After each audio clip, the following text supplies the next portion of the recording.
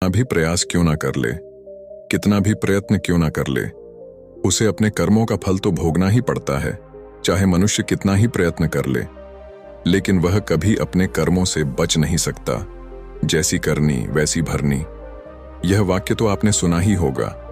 अर्थात जैसे आप कर्म करोगे वैसा ही आपको फल भी प्राप्त होगा। लेकिन मेरा एक प्रश्न है, क्या आप इस बात पर यकीन करते हैं कि जैसा आप कर्म करेंगे वैसा ही आपको फल भी मिलेगा? अब आप में से अधिकतर लोगों के मन में यह प्रश्न जरूर उठ रहा होगा, क्योंकि इसमें पूछने वाली बात क्या है?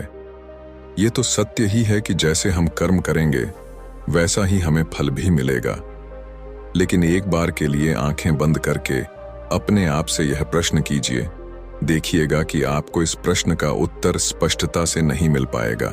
कहीं ना कहीं आपके मन में एक संशय जरूर होगा कि क्या यह बात सच है या झूठ। दोस्तों, आज इस कहानी से हम समझेंगे कर्मों का खेल। आखिर अच्छे कर्मों का फल अच्छा और बुरे कर्मों का फल बुरा कैसे होता है? बहुत समय पहले की बात है। किसी गांव में एक बहुत ही ज्ञानी पंडित रहता था। एक दिन वह अपने बचपन के दोस्त से मिलने के लिए दूसरे गांव में जा रहा था। उसका वह दोस्त बचपन से ही गूंगा और एक पैर से अपाहिज था।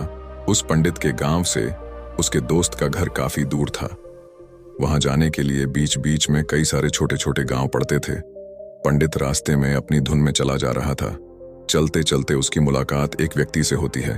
रास्ते में उसे एक आदमी मिलता है जो ऐसा लगता था कि वह किसी का इंतजार कर रहा था और वह भी पंडित के साथ चलने लगता है। उस आदमी को देखकर पंडित बहुत खुश हो जाता है। उसने सोचा, चलो अच्छा हुआ, साथ साथ चलने से उसका सफर आसानी से कट जाएगा। बात की शुरुआत करने के लिए उस पंडित ने उस व्यक्ति से उसका नाम पूछा तो उसने अपना नाम धर्मराज बताया। पंडित को यह नाम कुछ अजीब सा लगता है, लेकिन उसने नाम के विषय में कुछ और पूछना उचित नहीं समझा।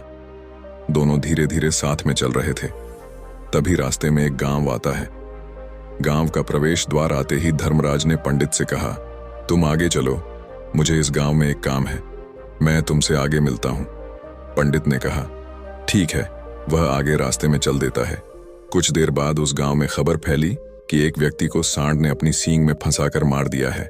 जैसे ही सांड ने उस व्यक्ति को मारा, ठीक कुछ ही देर में धर्मराज पंडित के पास आ गया और फिर दोनों चलना शुरू कर देते हैं और चलते चलते एक दूसरे गांव के द्वार पर पहुंच जाते हैं। उस गांव के बाहर एक बड़ा और विशाल मंदिर बना हुआ था। वहां पर आराम करने की सुविधा काफी बढ़िया लग रही थी। पंडित के दोस्त का घर अभी वहां से बहुत दूर था और रात भी होने वाली थी। तो पंडित ने धर्मराज से कहा, रात होने वाली है, पूरे दिन चलते चलते थक भी चुके हैं और भूख भी लग रही है, तो यहाँ पर भोजन करके यहीं पर हम विश्राम कर लेते हैं, फिर सुबह के समय आराम से आगे की यात्रा जारी करेंगे। धर्मराज ने कहा, ठीक है, मुझे इस गांव में किसी को कुछ जरूरी सामान देने जाना है, तुम भोजन करके आराम करो, मैं बाद में आकर भोजन कर लूंगा। इतना कहकर वह वहां से चला जाता है।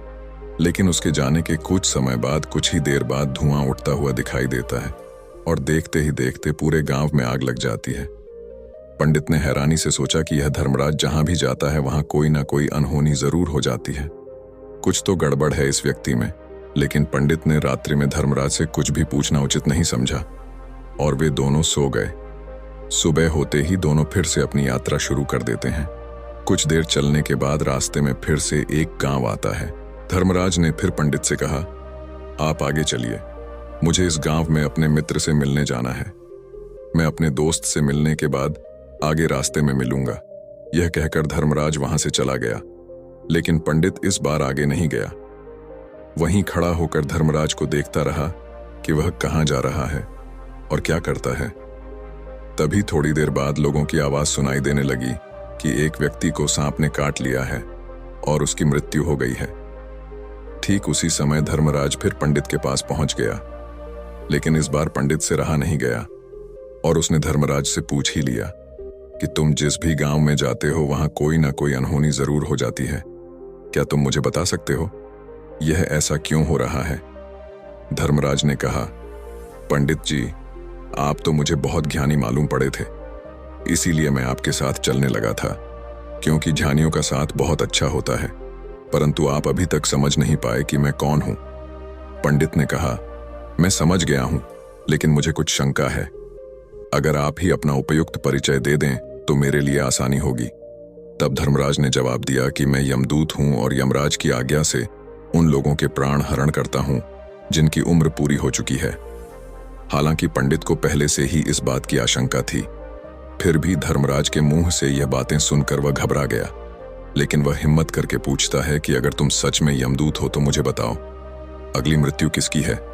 धर्मराज ने जवाब दिया, अगली मृत्यु तुम्हारे उसी मित्र की है जिससे तुम मिलने जा रहे हो, और उसकी मृत्यु का कारण भी तुम ही बनोगे। ये बात सुनकर पंडित सहम गया और सोच में पड़ गया कि अगर सच में यह धर्मराज यमदूत हुआ तो उसकी बात भी सच होगी, और उसके कारण मेरे बचपन के सबसे अच्छे मित्र की मृत्यु हो जाएगी। तो सबसे अच्छा तो यही होगा कि मैं अपने मित्र से मिलने ही ना जाऊं, कम से कम मैं उसकी मृत्यु का कारण तो नहीं बनूंगा। धर्मराज ने मुस्कुराते हुए कहा, तुम जो सोच रहे हो वो सब मुझे पता है, मगर तुम्हारे अपने मित्र से मिलने ना जाने से नियति नहीं बदल जाएगी। तुम्हारे मित्र की मृत्यु तो निश्चित है, और वह अगले कुछ ही पलों में घटित होने वाली है। महाकाल के मुंह से ऐसी बातें सुनकर पंडित को झटका लगा, क्योंकि महाकाल ने पंडित के मन की बातें पढ़ ली थीं, जो कि एक सामान्य व्यक्ति के लिए संभव नहीं है। अब पंडित को विश्वास हो गया कि यह धर्मराज सचमुच में यमदूत ही है। जब पंडित को यह पूर्ण विश्वास हो गया कि धर्मराज जी यमदूत हैं तो वह घबरा गया। वह अपने मित्र की मृत्यु का कारण नहीं बनना चाहता था, इसलिए वह पलटकर अपने गांव की तरफ वापस जाने लगा। लेकिन जैसे ही पंडित वापस जाने के लिए मुड़ा, उसने देखा कि उसका मित्र तेजी से उसकी तरफ चला आ रहा है, जो कि पंडित को देखकर अत्यंत प्रसन्न दिखाई पड़ रहा था। अपने मित्र के आने की गति को देखकर पंडित को ऐसा लगा कि जैसे उसका मित्र काफी देर से उसका ही पीछा कर रहा है, लेकिन वह बचपन से ही गूंगा था और एक पैर से लंगड़ा भी था। इसीलिए ना तो वह पंडित को आवाज देकर रोक पाया था और ना ही उस तक पहुंच पा रहा था। लेकिन जैसे ही वह पंडित के पास पहुंचा, अचानक ही जमीन पर गिर पड़ी और तुरंत ही उसकी मृत्यु हो गई। पंडित हक्का बक्का होकर धर्मराज की ओर देखने लगा, जैसे कि वह पूछना चाह रहा हो कि आखिर क्या हुआ। धर्मराज पंडित के मन में उठ रहे प्रश्नों को समझ गया और बोला, तुम्हारे मित्र ने पिछले गांव में ही तुम्हें देख लिया था और वे वहीं से ही तुम्हारा पीछा कर रहा था, लेकिन गूंगा और लंगड़ा होने की वजह से वह तुम तक नहीं पहुंच पाया।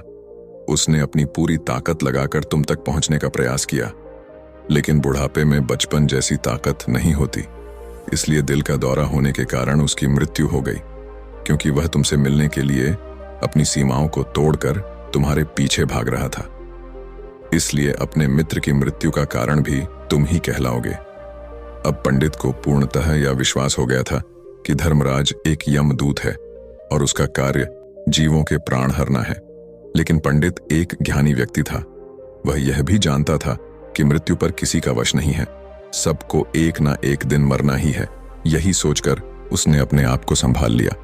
लेकिन अचानक ही पंडित के मन में अपनी मृत्यु के बारे में जानने की इच्छा हुई, इसलिए उसने धर्मराज से पूछा कि जब मृत्यु मेरे दोस्त की होनी थी तो तुम शुरू से ही मेरे साथ क्यों चल रहे थे? यह प्रश्न सुनकर धर्मराज जोर से हंसा और बोला, मैं तो हर पल हर क्षण सभी के साथ चलता हूं, किंतु लोग पहचान नहीं पाते, क्योंकि लोगों के पास अपनी समस्याओं के अलावा किसी और व्यक्ति, वस्तु या घटना के बारे में सोचने समझने या उसे देखने का समय ही नहीं होता।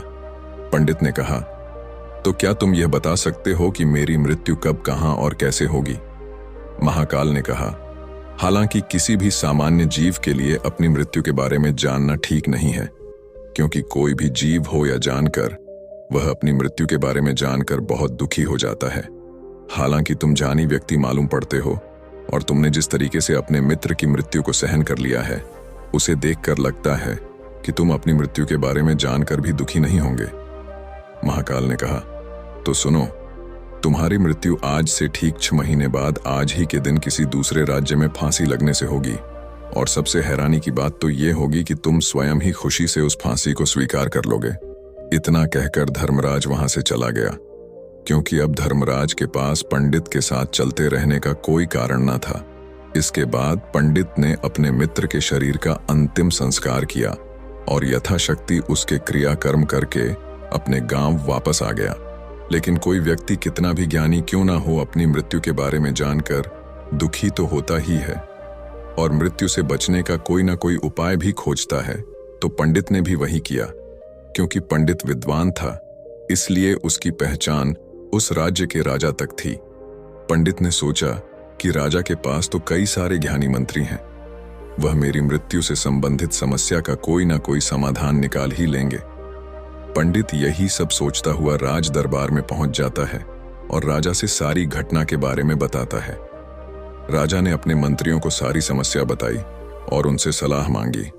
अंत में सभी ने विचार विमर्श करके कहा, अगर पंडित की बात सही है तो उसकी मृत्यु भी 6 महीने बाद ही होगी, लेकिन मृत्यु तो तब होगी जब वह किसी दूसरे राज्य में जाएगा। यदि वह किसी दूसरे राज्य में जाए ही ना तो मृत्यु ही नहीं होगी। मंत्रियों की यह सलाह राजा को भी सही लगी। इसके बाद पंडित के रहने की सारी व्यवस्था महल में ही कर दी गई और राजा के आदेश के बिना उस पंडित से किसी को भी नहीं मिलने दिया जाता था। लेकिन पंडित कहीं भी आ जा सकता था, ताकि पंडित को यह न लगे कि वह राजा की कैद में है। परंतु पंडित डर के मारे स्वयं ही कहीं आता जाता नहीं था। धीरे धीरे महीने गुजरते गए और पंडित की मृत्यु का समय नजदीक आने लगा और अंततः वह भी दिन आ गया जिस दिन पंडित की मृत्यु होनी थी।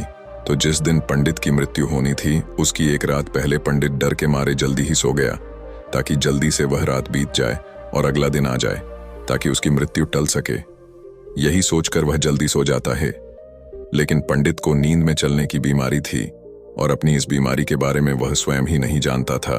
तो फिर राजा मंत्री या किसी वैद्य को इसके बारे में बताने का कोई प्रश्न ही नहीं उठता।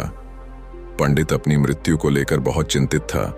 वह पिछले कई दिनों से ठीक है, सो भी नहीं पा रहा था और नींद में चलने की बीमारी भी तभी होती है जब व्यक्ति ठीक से सो नहीं पा रहा हो। तो उस रात भी पंडित को नींद में चलने का दौरा पड़ा। वह उठा और महल से निकलकर अस्तबल में गया। क्योंकि पंडित राजा का खास मेहमान था, इसलिए किसी भी पहरेदार ने उसे नहीं रोका और ना ही किसी तरह की कोई पूछताछ की। अस्तबल में पहुंचकर वह सबसे तेज चलने वाले घोड़े की पीठ पर सवार होकर नींद में ही अपने राज्य की सीमा से बाहर दूसरे पड़ोसी राज्य में चला गया। इतना ही नहीं, वह दूसरे राज्य के राजा के महल में पहुंच गया। उस महल के पहरेदार ने भी उसे नहीं रोका और ना ही कोई पूछताछ की। सभी लोग रात्रि का अंतिम प्रहार होने के कारण गहरी नींद में थे। वह पंडित सीधे राजा के सैन्य कक्ष में पहुंचा, जहां राजा और रानी सो रहे थे। वह पंडित वहीं जाकर सो गया। सुबह हुई तो राजा ने पंडित को रानी के बगल में सोया हुआ देखा तो राजा बहुत क्रोधित हो गया। राजा ने पंडित को कैद करने का आदेश दे दिया। पंडित गिरफ्तार हो गया, लेकिन पंडित तो भौचक्का था। उसे तो कुछ समझ नहीं आ रहा था कि आखिर वह दूसरे राज्य में और राजा के सैन्य कक्ष में कैसे पहुंचा। लेकिन वहां उसकी यह सब सुनने वाला कोई नहीं था। अगली सुबह राजा ने पंडित को दरबार में पेश करने का आदेश दिया। कुछ देर बाद उस पंडित को दरबार में लाया गया। पंडित को देखते ही राजा इतना बबूला हो गया कि उसे फांसी पर चढ़ा देने का हुक्म सुना दिया। फांसी की सजा सुनकर पंडित कांप गया, लेकिन फिर भी थोड़ी सी हिम्मत जुटाकर राजा से बोला, महाराज, मैं नहीं जानता कि मैं राजमहल तक कैसे पहुंचा। मैं यह भी नहीं जानता हूं कि आपके सैन्य कक्ष तक मैं कैसे आया और आपके महल के किसी पहरेदार या सैनिक ने मुझे रोका क्यों नहीं। लेकिन मैं इतना जरूर जानता हूं कि आज मेरी मृत्यु होनी थी और वो होनी भी जा रही है। राजा को यह बात थोड़ी अजीब लगी। उसने पंडित से पूछा, तुम्हें कैसे पता कि आज तुम्हारी मृत्यु होनी है? राजा के इस प्रश्न के जवाब में पंडित ने पिछले 6 महीने का सारा वाक्य राजा को सुना दिया और बोला, महाराज, मेरा क्या किसी भी सामान्य व्यक्ति में इतना साहस नहीं कि वह राजा के सैन्य कक्ष में राजा की उपस्थिति में रानी के साथ सो जाए। राजा को पंडित की बात में थोड़ा तर्क दिखाई पड़ा, परंतु उसने सोचा कि यह मृत्यु से बचने के लिए धर्मराज और उसके द्वारा अपनी मृत्यु की भविष्यवाणी की कहानी बना रहा है। इसलिए राजा ने पंडित से कहा, यदि तुम्हारी बात सत्य है और आज यह तुम्हारी मृत्यु का दिन है जैसा कि यमदूत धर्मराज ने तुमसे कहा था, तो आज तुम्हारी मृत्यु का कारण मैं नहीं बनूंगा। लेकिन यदि तुम्हारी बात झूठी निकली तो निश्चित ही आज तुम्हारी मृत्यु का दिन होगा ना, क्योंकि जिस राज्य से पंडित आया था उस राज्य का राजा इस राजा का मित्र था। इसलिए इस राजा ने तुरंत अपने 2 सैनिकों को पड़ोसी राजा के पास भेजकर पंडित की बात की सत्यता का प्रमाण मांगा भेजा। भेजे गए सैनिक शाम तक लौटे और उन्होंने राजा को बताया कि महाराज, पंडित जो कुछ भी कह रहा है वह सब सत्य है। पड़ोसी राज्य के राजा ने पिछले 6 महीने से पंडित के रहने की सारी व्यवस्था अपने ही महल में कर रखी थी। पंडित राजा का खास मेहमान था। कल शाम राजा आखिरी बार पंडित से उसके कक्ष में मिले थे और उसके बाद यह इस राज्य में कैसे पहुंच गया इसकी जानकारी किसी को भी नहीं है। इसलिए उस राज्य के राजा के अनुसार पंडित को फांसी की सजा देना ठीक नहीं है। लेकिन राजा के सामने एक नई समस्या थी, क्योंकि उसने बिना पूरी बात जाने ही पंडित को फांसी की सजा सुना दी थी। इसलिए अगर पंडित को फांसी नहीं दी जाती तो राजा के वचन का अपमान हो जाएगा। लेकिन अगर राजा की बात का मान रखा जाए तो बेवजह ही एक निर्दोष व्यक्ति की मौत हो जाएगी। राजा ने अपने सभी मंत्रियों से इस बारे में सुझाव मांगा तो मंत्रियों ने राजा को सुझाव दिया कि महाराज, पंडित को एक कच्चे सूत के धागे से फांसी लगवा दी जाए। इससे आपके कथन का भी मान रह जाएगा और कच्चे सूत के धागे से पंडित को फांसी भी नहीं लगेगी और उसके प्राण भी बच जाएंगे। राजा को मंत्रियों का यह सुझाव पसंद आया और उसने ऐसा ही करने का आदेश दे दिया। पंडित के लिए कच्चे सूत के धागे से फांसी का फंदा बनाया गया और नियम के अनुसार पंडित को फांसी पर चढ़ाया जाने लगा। सभी लोग बहुत खुश थे कि ना तो पंडित मरेगा और ना ही राजा का वचन खाली जाएगा। पंडित को भी पूर्ण विश्वास था ये सूद के धागे से तो उसकी मृत्यु हो ही नहीं सकती। पंडित उस पर चढ़ने के लिए तैयार हो गया, जैसा कि धर्मराज ने भविष्यवाणी की थी कि तुम खुद ही अपनी फांसी को स्वीकार करोगे। लेकिन जैसे ही पंडित को फांसी दी गई, सूत का धागा तो टूट गया, लेकिन टूटने से पहले उसने अपना काम कर दिया था।